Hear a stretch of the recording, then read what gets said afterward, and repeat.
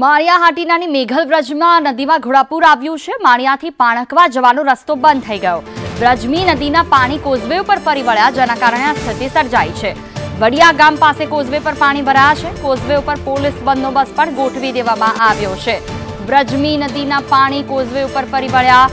માળિયા હાટીનાની મેઘલ ને બ્રજમી નદીમાં ઘોડાપૂર આવ્યું છે, જેની આ તસવીરો સામે આવી। માળિયાથી પાણકવા જવાનો રસ્તો બંધ થઈ ગયો છે।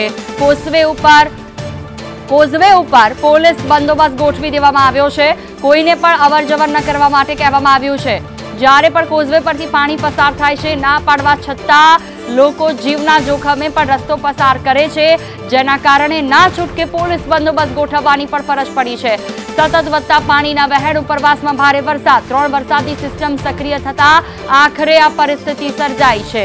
માળિયા હાટીનાથી આ સીધા દ્રશ્યો। મેઘલ અને બ્રજમી નદીમાં ઘોડાપૂર આવ્યા છે। આસપાસના ગામોને પણ એલર્ટ કરવામાં આવ્યા છે। એક તરફ ડેમના લેવલ વધી રહ્યા છે, નદીઓ બે કાંઠે થઈ રહી છે।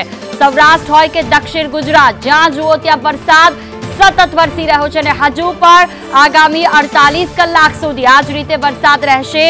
હવામાન વિભાગની તે આગાહી।